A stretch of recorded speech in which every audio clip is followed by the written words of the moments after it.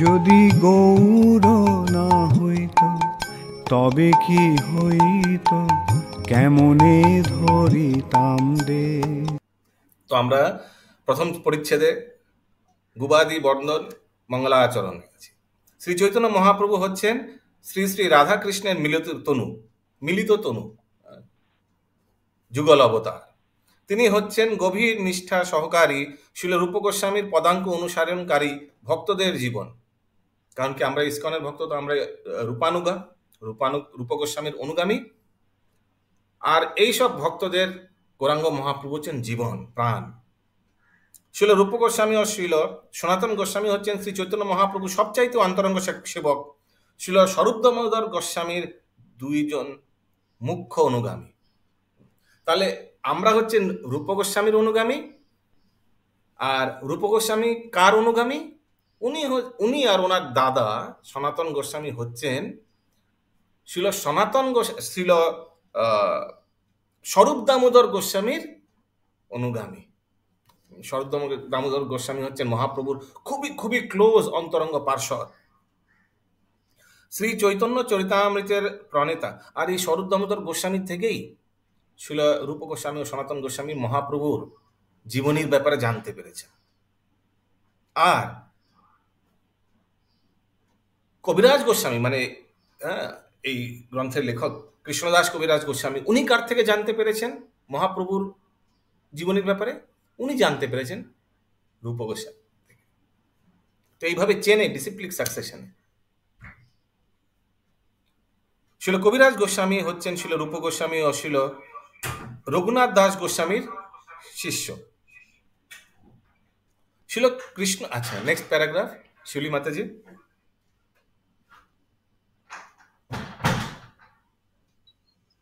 प्रभु जी एक बार फिर से बोलिए ना तुरंत।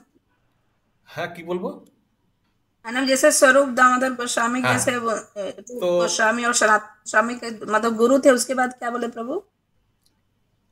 আচ্ছা কি বললাম, আচ্ছা ঠিক আমার মনে নেই। তো আমরা যেমন রূপ গোস্বামীর অনুগামী, আবার রূপ গোস্বামী কার ফলোয়ার? তো বলছেন এখানে কবিরাজ গোস্বামী যে রূপ গোস্বামী ও সনাতন গোস্বামী ওনারা দুই ভাই স্বরূপ দামোদর গোস্বামীর অনুগামী। আর স্বরূপ দামোদর গোস্বামীকে উনি হচ্ছেন মহাপ্রভুর খুবই অন্তরঙ্গ মানে ভক্ত পার্ষদ। যেহেতু উনি এত ক্লোজলি মহাপ্রভুর সঙ্গে থেকেছেন, মহাপ্রভুকে দেখেছেন, ওই জন্য পরবর্তীকালে এই মহাপ্রভুর জীবনের বর্ণনা উনি ওনাদের করেছেন। রূপ গোস্বামী সনাতন গোস্বামী ওনাদের করেছেন, আর ওনাদের থেকে শ্রবণ করেছেন পরবর্তীকালে কবিরাজ গোস্বামী। বোঝা গেল? মানে এই গ্রন্থের লেখক কৃষ্ণদাস কবিরাজ গোস্বামী। अच्छा ठीक। হ্যাঁ বলুন শিউলি মাতাজি। শিল কৃষ্ণদাস কবিরাজ গোস্বামীর শিষ্য ছিলেন শিল নরোত্তম দাস ঠাকুর, যিনি শিল বিশ্বনাথ চক্রবর্তী ঠাকুরকে তার সেবক রূপে স্বীকার করেছিলেন। শিল বিশ্বনাথ চক্রবর্তী ঠাকুর শিল জগন্নাথ দাস বাবাজি মহারাজকে শিষ্য রূপে স্বীকার করেছিলেন, যিনি ছিলেন শ্রী ভক্তি বিনোদ ঠাকুরের গুরুদেব। আবার শিল ভক্তি বিনোদ ঠাকুর আমার পরমাধ্য গুরুদেব ও শ্রী বিষ্ণুপাদ শিল ভক্তি সিদ্ধান্ত সরস্বতী গোস্বামী প্রভুপাদের গুরুদেব শিল গৌর কিশোর দাস বাবাজি মহারাজকে শিষ্যত্বে বরণ করেছিলেন। হরি বল। তো এই হচ্ছে মঙ্গলাচরণ, মানে শিল প্রভুপাদ লিখছেন এই প্রথম পরিচ্ছেদে গুবাদি বন্দন মঙ্গলাচরণ। তো উনি যে ডিসিপ্লিক সাকসেশন মানে যে গুরু পরম্পরা, ওনাদের থেকে আশীর্বাদ প্রার্থনা করছেন। কারণ কি এখন জাস্ট শুরু হবে, আদিলীলা কবিরাজ গোস্বামী শুরু করবেন, তো সেই আশীর্বাদ প্রার্থনা করাই হচ্ছে মঙ্গলাচরণ। যেমন আমরাও ক্লাসের প্রারম্ভে আমরা মঙ্গলাচরণ করি না, ঠিক তেমনই। ওকে, কারোর কোনো বুঝতে অসুবিধা হয়েছে? এই ডিসিপ্লিক সাকসেশন, এই গুরু পরম্পরা তত্ত্বটি কারোর বুঝতে অসুবিধা হয়েছে? শক্তিপাদ প্রভু? ওকে, নামগুলো পরপর বললে মনে হয় একটু ভালো হতো। ওকে ঠিক আছে। কবিরাজ গোস্বামী, আচ্ছা রূপ গোস্বামী সনাতন গোস্বামী, আচ্ছা আরো রূপ গোস্বামী সনাতন গোস্বামী, স্বরূপ দামোদর গোস্বামী, রূপ গোস্বামী সনাতন গোস্বামী, এরপর কবিরাজ গোস্বামী ও রঘুনাথ দাস গোস্বামী দুজনে শিষ্য ছিল। এবার কবিরাজ গোস্বামী থেকে নরোত্তম দাস ঠাকুর, ওর পর বিশ্বনাথ চক্রবর্তী ঠাকুর, ওর পর জগন্নাথ দাস বাবাজি মহারাজ, শিল ভক্তিবিনোদ ঠাকুর, শিল ভক্তি সিদ্ধান্ত সরস্বতী প্রভুপাদ এবং গৌর কিশোর দাস বাবাজি মহারাজ, মানে ওনার গুরুদেব ছিলেন ভক্তি সিদ্ধান্ত সরস্বতী প্রভুপাদের। ভক্তি সিদ্ধান্ত সরস্বতী প্রভুপাদের পর আমাদের এসি ভক্তি বেদান্ত স্বামী প্রভুপাদ, মানে ইস্কনের প্রতিষ্ঠা আচার্য, উনি এই মঙ্গলাচরণ করছেন। ঠিক আছে সরোজ কৃষ্ণ মাতাজি? ওকে, নেক্সট কে পড়বেন? অশোক প্রভু পড়বেন। तुम लोग प्रणाते हैं तो प्रणाते हैं लाइन से, प्रभुपाद से, गुरु महाराज से लेके सब गुरु महाराज लोग का नाम लेते हैं, ऐसे ही हम लोग यस जैसे इसमें दिया हुआ है। यस, পড়বো আমি? আপনার ভিডিও অফ, ওই জন্য আপনাকে পড়তে বলছি না। ভিডিও আপনাকে বারবার আমি এই জিনিসটা বলতে খুব বিরক্ত লাগে যে ভিডিও অন করুন, ভিডিও অন করুন, এই জিনিসটা আমার বলতে খুব বিরক্ত লাগে। তো এটা তো স্বাভাবিক যে মানে আমরা যদি যে বক্তা সে যদি তার চেহারা ঢেকে রাখে তাহলে চেহারাই ঢেকে থাকে।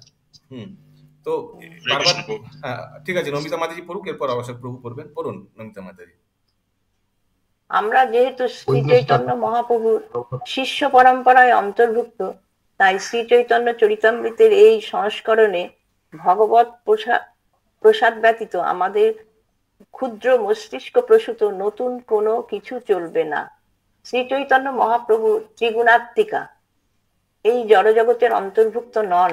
তার মানে ত্রিগুণাত্মিকা মানে কি নমিতা মাতাজি? ত্রিগুণাত্মিকা মানে কি? মানে তিনটি গুণ সমন্বিত। এই তিনটি গুণ তাকে প্রভাব করে না, শত রজ এবং তমগুণ তাকে প্রভাব করে না। নির্গুণা, নির্গুণা মানে এই তিনটি গুণ থেকে পরে, মানে ঊর্ধ্বে, এবং এই জড়জগতের অন্তর্ভুক্ত নন। He is not a part of this material world. Gauranga Mahaprabhu যদিও এই জড়জগতে আসছেন, কিন্তু উনি জড়জাগতিক নন। আগে তিনি বদ্ধ জীবের অগোচর অপ্রাকৃত জগতের তত্ত্ব। তো উনি হচ্ছেন চিৎ জগতের তত্ত্ব, অপ্রাকৃত জগৎ বা চিৎ জগতের তত্ত্ব। উনি এই জড়জাগতিক বস্তু বা ব্যক্তি নন। আগে শ্রদ্ধাবনত চিত্তে অগ্রদূত শব্দ তরঙ্গের, ঠিক মতো করুন, শ্রদ্ধা বনত চিত্তে অপ্রাকৃত শব্দ তরঙ্গের শরণাগতি ব্যতীত জড় বিষয়ের মহাপণ্ডিতেরাও সেই অপ্রাকৃত জগতে নাগাল পেতে পারে না। কেননা শ্রদ্ধাবনত চিত্তেই কেবল শ্রী চৈতন্য মহাপ্রভুর বাণী হৃদয়ঙ্গম করা যায়। তাই এখানে যা বর্ণনা করা হবে তাতে জড় মনের কল্পনা প্রসূত পরীক্ষামূলক চিন্তায় কোনো অবকাশ নেই। এই গ্রহে মনোধর্ম প্রসূত এই গ্রন্থে মনোধর্ম প্রসূত জল্পনা কল্পনার কোনো স্থান নেই। পক্ষান্তরে তা হচ্ছে মাঝে মাঝে একটা ওই জন্য এখানে বই চাই, বই এবার আনতে হবে অ্যামাজন থেকে, নাহলে অসুবিধা হবে। না আচ্ছা আমি পড়ছি। পক্ষান্তরে তা হচ্ছে বাস্তব চিন্ময় অভিজ্ঞতা, যা পূর্বোক্ত গুরু পরম্পরার ধারা স্বীকার করলে কেবল হৃদয়ঙ্গম করা যায়। তার মানে এই গ্রন্থে যা যা বলা হবে কেউ কারোর পেটের কথা বলছে না। যা বুঝতে পারছেন, পেটের কথা মানে আমার এটা মনে হয়, আমার ওটা মনে হয় না, যেটা গুরু পরম্পরার দ্বারা শ্রবণ করেছেন সেটাই বলা হবে। মানে একদম ডাইরেক্ট ভগবান শ্রীকৃষ্ণের বাণী বলা হবে। কারণ কি এই গুরু পরম্পরার স্রোত কোথায় শক্তিপাত প্রভু? এই গুরু পরম্পরার স্রোত হচ্ছে কে? স্বয়ং কৃষ্ণ। কারেক্ট। পড়ুন নমিতা মাতাজি, পড়ুন। এই পরম্পরার ধারা থেকে, শুরু থেকে এই পরম্পরার ধারা থেকে স্বল্প বিচ্যুত হলেও পাঠক শ্রী চৈতন্য চরিতামৃতের রহস্য হৃদয়ঙ্গম করতে পারবেন না, যা হচ্ছে উপনিষদ, পুরাণ, বেদান্ত এবং বেদান্তের যথার্থ ভাষ্য, শ্রীমদ্ভাগবত ও শ্রীমদ্ভাগবত গীতা আদি সমস্ত বৈদিক শাস্ত্রের তত্ত্ববেরা পরমার্থবাদীদের সর্বোচ্চ স্তরের পাঠ্যপুরুষ। হ্যাঁ, তো এই পরম্পরার ধারা থেকে যদি স্বল্প কেউ বিচ্যুত হয়, মানে পরম্পরা থেকে যদি না হয়, একটু বাইরে থেকে হয়, বুঝতে পারবে না। এই পরম্পরা থেকেই এই চৈতন্য চরিতামৃত গ্রন্থ আস্বাদন করা যাবে, সেটাই বলছেন প্রভুপাদ। ইয়েস, শক্তিপাদ প্রভু পড়ুন।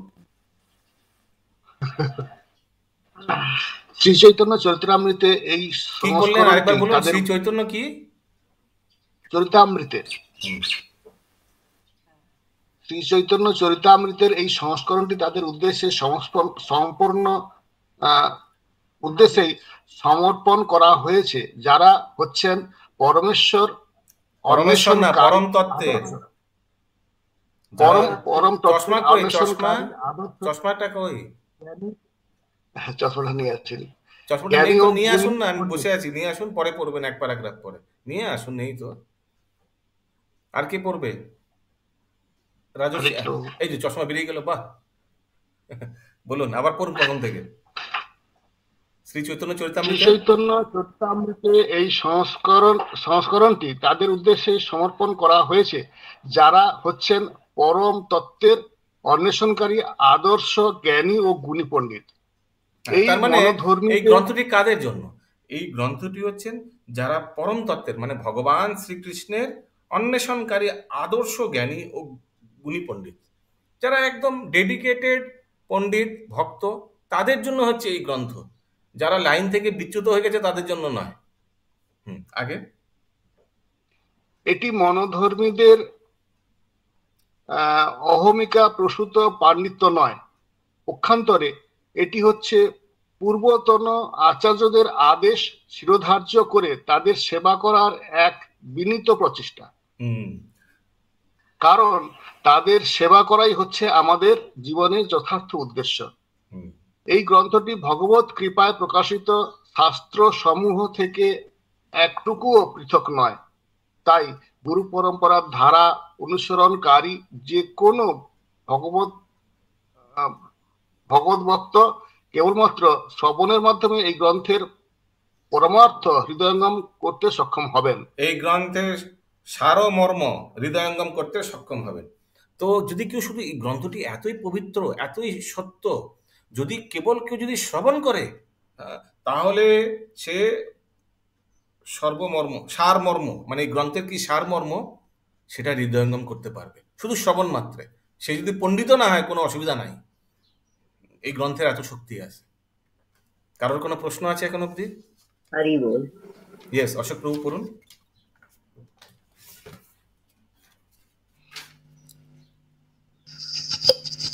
পড়ুন প্রভু শ্রী চৈতন্য চরিতামৃতের।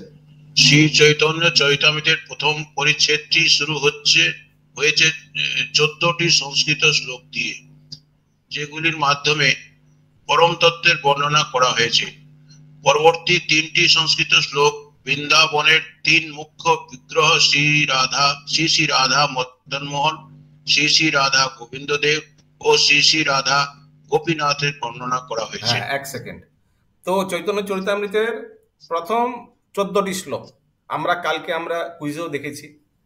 7টি গৌরাঙ্গ মহাপ্রভুর, 4টি নিত্যানন্দ প্রভুর, 3টি অদ্বৈত আচার্যের। মনে পড়ছে? হ্যাঁ, এইভাবে প্রথম 14টি, এই 3 জন হচ্ছে কিন্তু বিষ্ণু তত্ত্ব, মহাপ্রভু, নিত্যানন্দ প্রভু এবং অদ্বৈত আচার্য, যিনি হচ্ছেন মহাবিষ্ণুর অবতার। তো এনাদের ব্যাপারে বলা হচ্ছে। 14টা শ্লোক হয়ে গেল। এরপর পরের 3টি হচ্ছে সম্বন্ধ, অভিধেয় ও প্রয়োজন বিগ্রহ। সম্বন্ধের বিগ্রহকে নমিতা মাতাজি? রাধা মদনমোহন। অশোক প্রভু, অভিধেয়ের বিগ্রহকে? রাধা গোবিন্দ। শক্তিপাদ প্রভু, প্রয়োজনের বিগ্রহকে? ঘুমিয়ে পড়েছেন। হ্যাঁ, রাধা গোপীনাথ। আগে পড়ুন। প্রথম 14টি শ্লোকের প্রথমটি হচ্ছে পরম তত্ত্বের প্রতীক প্রকাশ, এবং প্রকৃতপক্ষে সম্পূর্ণ প্রথম পরিচ্ছেদটি একটি শ্লোকে উৎসর্গীকৃত হয়েছে, যাতে শ্রী চৈতন্য মহাপ্রভু 6টি অপ্রাকৃতিক তত্ত্বে প্রকাশিত হওয়ার বর্ণনা হবে। আরেকবার পড়তে হবে, দাঁড়ান। প্রথম 14টি শ্লোকে প্রথম 14টি শ্লোকের প্রথমটি হচ্ছে পরম তত্ত্বের প্রতীক প্রকাশ, এবং প্রকৃতপক্ষে সম্পূর্ণ প্রথম পরিচ্ছেদটি এই একটি শ্লোকে উৎসর্গীকৃত হয়েছে, যাতে শ্রী চৈতন্য মহাপ্রভুর 6টি অপ্রাকৃতিক তত্ত্বে প্রকাশিত হওয়ার বর্ণনা রয়েছে। কারণ কি মহাপ্রভু, আচ্ছা এবার বুঝতে পেরেছি। তাহলে মহাপ্রভু প্রথম 14টি শ্লোকে মহাপ্রভু হচ্ছেন কৃষ্ণ, উনি হচ্ছেন নিত্যানন্দ প্রভু, উনি হচ্ছেন মহাবিষ্ণু অদ্বৈত আচার্য। এবার 3টি হয়ে গেল। এবারে পরের যে 3টি, এটা তো গৌরাঙ্গ মহাপ্রভুই হচ্ছেন রাধা মদন মোহন, উনি হচ্ছেন রাধা গোবিন্দ, উনি হচ্ছেন রাধা গোপীনাথ। এই ওই বলছে, ওই জন্য এই 6টি, লাস্টের লাইনটা পড়ুন আরেকবার, এক্ষুনি যেটা পড়লেন। প্রথম 14টি শ্লোকে প্রথমটি হচ্ছে পরম তত্ত্বের প্রতীক প্রকাশ, এবং প্রকৃতপক্ষে সম্পূর্ণ প্রথম পরিচ্ছেদটি এই একটি শ্লোকে উৎসর্গীকৃত হয়েছে, যাতে শ্রী চৈতন্য মহাপ্রভুর 6টি অপ্রাকৃতিক তত্ত্বে প্রকাশিত হওয়ার বর্ণনা রয়েছে। 6টি বোঝা গেল। 6টি কিভাবে শক্তিপাত প্রভু? 3টি ওখানে, 3টি এখানে। কারো কোনো বুঝতে অসুবিধা হয়েছে? हाँ, पर मुझे प्रतीकात्मक मतलब पहला श्लोक परम सत्य की प्रतीकात्मक अभिव्यक्ति है।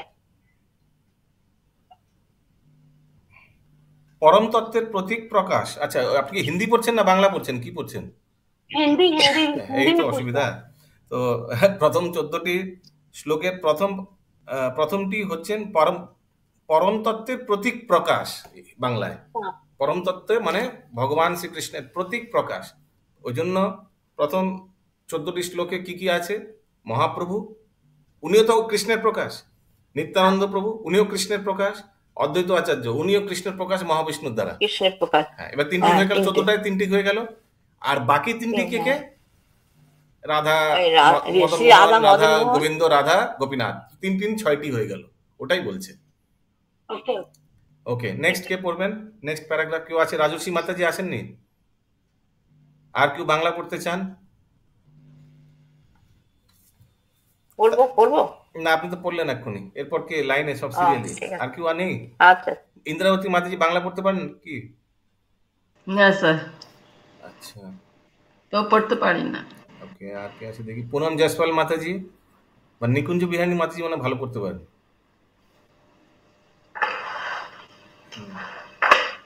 ओके, पढ़ पाएंगे? হ্যাঁ, পড়বেন? नहीं पढ़बो।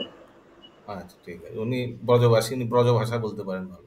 ওকে, তার প্রথম প্রকাশকে শ্রী গুরুদেব রূপে বর্ণনা করা হয়েছে, যিনি দীক্ষাগুরু ও শিক্ষাগুরু রূপে আবির্ভূত হন। তার প্রথম প্রকাশকে বলরাম। আর আমরা জানি বলরাম হচ্ছেন আদি গুরু, সবাই জানেন তো বলরাম হচ্ছেন আদি গুরু। আর সেই আদি গুরুর কিভাবে আবির্ভূত হন? দীক্ষাগুরু ও শিক্ষাগুরু রূপে আবির্ভূত হন। তারা উভয়ই অভিন্ন, কেননা তারা উভয়ই হচ্ছেন পরম তত্ত্বের প্রকাশ।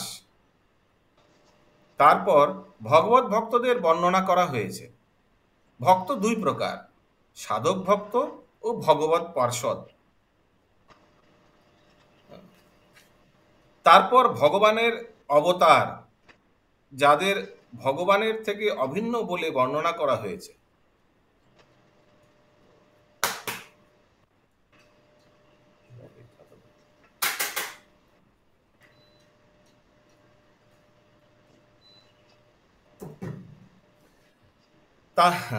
তারপর ভগবানের অবতার, যাদের ভগবানের থেকে অভিন্ন বলে বর্ণনা করা হয়েছে।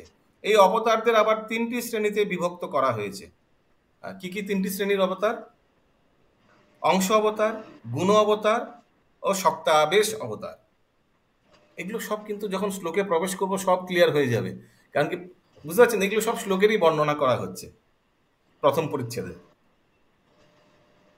তারপর ভগবানের শক্তির আলোচনা করা হয়েছে।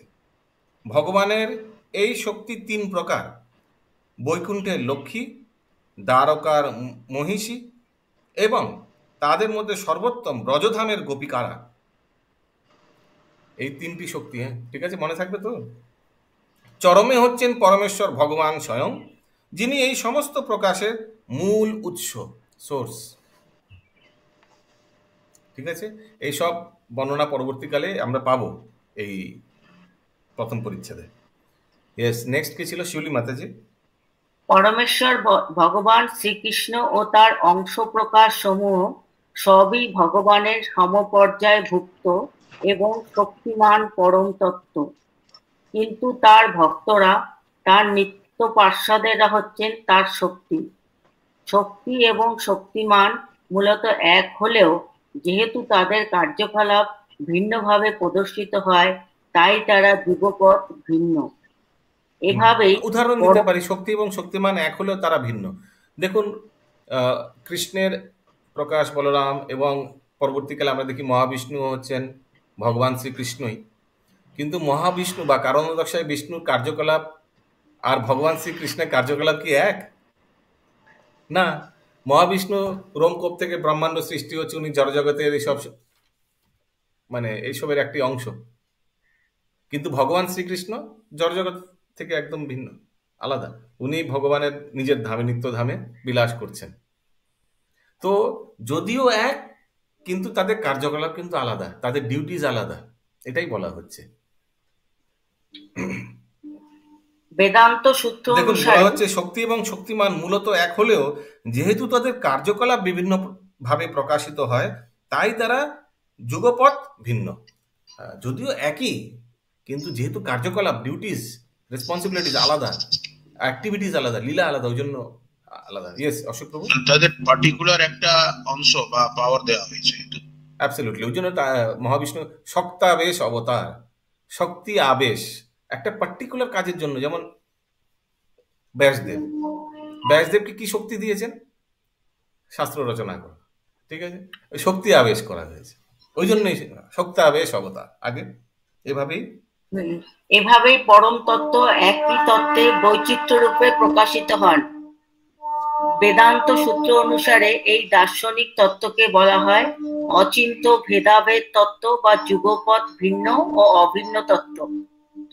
এই পরিচ্ছেদের শেষ দিকে উপরোক্ত সবিশেষ তত্ত্বের পরিপ্রেক্ষিতে শ্রী চৈতন্য মহাপ্রভু ও শ্রী নিত্যানন্দ প্রভুর অপ্রাকৃত স্থিতি বর্ণনা করা হয়েছে। এই পরিচ্ছেদের শেষ দিকে, ঠিক আছে, লাস্টের দিকে আমরা মহাপ্রভু এবং নিত্যানন্দ প্রভুর অপ্রাকৃত স্থিতি, পজিশন, যে কার কি পজিশন, সেটা বর্ণনা করেছে। তো আমরা প্রথম পরিচ্ছেদে যখন আমরা প্রবেশ করব, এই সমস্ত জিনিস আমরা শ্রবণ করব। ওকে, শ্লোকটা কি করব? না, এটা কালকে থেকে আমরা শুরু করব। কালকে রবিবার, কালকে থেকে আমরা শ্লোকগুলো শুরু করব। আর কারো কোনো প্রশ্ন আছে? হ্যাঁ, इंद्रावती माता जी। प्रभु भक्त दो प्रकार, साधक भक्त और भगवान पार्षद, और तीन श्रेणी अंशावतार, शक्तावतार और একটা আর। হ্যাঁ বলছি তো, ভগবত দুই প্রকারের, সাধক ভক্ত মানে আমরা সব সাধক, তো আমরা সব প্র্যাকটিসিং ডিভোটিস। সাধক ভক্তের ইংলিশ কি গায়ত্রী রাধা মাতাজি? প্র্যাকটিসিং ডিভোটিস মানে আমরা সব জব করছি, প্র্যাকটিস মানে ভক্ত হওয়ার চেষ্টা করছি, এইগুলোকে বলে সাধক ভক্ত। হ্যাঁ, ও ভগবত পার্ষদ। কিন্তু নারদমুনি উনি কি সাধক ভক্ত? নারদমুনি না, উনি ভগবত পার্ষদ, উনি ভগবানের মানে পার্ষদ, অন্তরঙ্গ পার্ষদ। তারপর রাধারানী, ব্রজগোপিকেরা, এরা কি ভক্ত, সাধক ভক্ত? না, এনারা অনেক উচ্চ স্তর, এনারা হচ্ছেন ভগবত পার্ষদ। হ্যাঁ অশোক প্রভু, পার্ষদ, সপার্ষদ, পার্ষদ মানে হচ্ছে যেমন ভগবান কি লীলা মে অংশগ্রহণ করে। হ্যাঁ, যারা লীলাতে, একদম ঠিক বলেছেন মহামন্ত্রী মাতা, যারা লীলাতে অংশগ্রহণ করে তারা হচ্ছেন পার্ষদ। আমি ভারতী মাতাজিকে নিবেদন করব আরেকবার, আজকে যে আমরা ভজনটি করলাম সেটা আরেকবার আপনি স্ক্রিন শেয়ার করুন, তাহলে আমি এই পার্ষদ জিনিসটা একটু ভালো করে বোঝাতে পারবো। আজকে যে আমরা ভজনটি করলাম সেটা শরণাগতির মূল ভজন। আপনারা অনেকে अंशावतार, शक्तावतार और একটা, আচ্ছা, শক্তাবেশ অবতার, গুণ অবতার মানে গুণ অবতার। গুণ অবতারের উদাহরণ কি? যেমন শতগুণের অবতার হচ্ছেন বিষ্ণু, রজগুণের অবতার হচ্ছেন ব্রহ্মা, আর তমগুণের অবতার হচ্ছেন রুদ্র বা শিব। ঠিক আছে ইন্দ্রাবতী মাতাজি? তো আমরা দেখতে পাচ্ছি আজকে আমরা এই ভজনটি করেছিলাম সকালবেলা, আপনারা একটু দেরি করে অনেকে লগ ইন করেছেন, চেষ্টা করবেন 6টার সময় লগ ইন করে দিতে, অন্তত মোবাইলটা চালু করে দিতে, অন্তত এই ভজনগুলি শুনতে পারবেন। এগুলো মহাপ্রভুর রিলেটেড ভজন। শ্রীকৃষ্ণ চৈতন্য প্রভু জীবে দয়া করি, জীবকে দয়া করার জন্য উনি কি করেছেন? স্বপার্ষদ স্বীয় ধাম সহ অবতারী, মানে পার্শ্বদগণদের নিয়ে এবং কি ধামটিকেও নিয়ে চলে এসেছেন। নবদ্বীপ ধাম কিন্তু এই জড়জাগতিক ধাম না, এটা চিৎ ধাম, এটা ভগবানের অপ্রাকৃত ধামের এই অংশ, ওটাকে একদম উঠিয়ে নিয়ে চলে এসছে। স্বপার্ষদ স্বীয় ধাম, পার্ষদ যতগুলি পার্ষদ এই লীলায়, ওনার লীলায় অংশগ্রহণ করবেন সবাইকে নিয়ে এসছে। মানে এমন না যে এই লীলার জন্য যে ড্রামার যে অ্যাক্টরগুলো লাগবে সেগুলো আমাদের এখান থেকে নিয়েছে জড়জগৎ থেকে, না, ওপর থেকে আর্টিস্টগুলোকে নিয়ে এসছেন। ঠিক আছে অশোক প্রভু, স্বপার্ষদ। তো এই আর্টিস্টগুলোকে বলা হচ্ছে কি বলা হচ্ছে? ভগবত পার্ষদ। এনাদেরকে সাধন ভক্ত বলা, সাধক ভক্ত বলা উচিত হবে না। ওকে, তো খুবই সুন্দর এই ভজন, আপনারা এই ভজনগুলি প্র্যাকটিস করবেন। কিছুদিন পর আমার স্টকের মধ্যে যত মহাপ্রভুর ভজন এগুলো যখন শেষ হয়ে যাবে, শেষ তো হওয়া উচিত না, আমি জানি না, কারণ কি মহাপ্রভুর ভজন অসংখ্য, হ্যাঁ, অভিন্ন, আনগিনাত, তো তারপর একটা একটা করে সব ভজন আপনাদের করে গাইতে হবে সিরিয়ালি।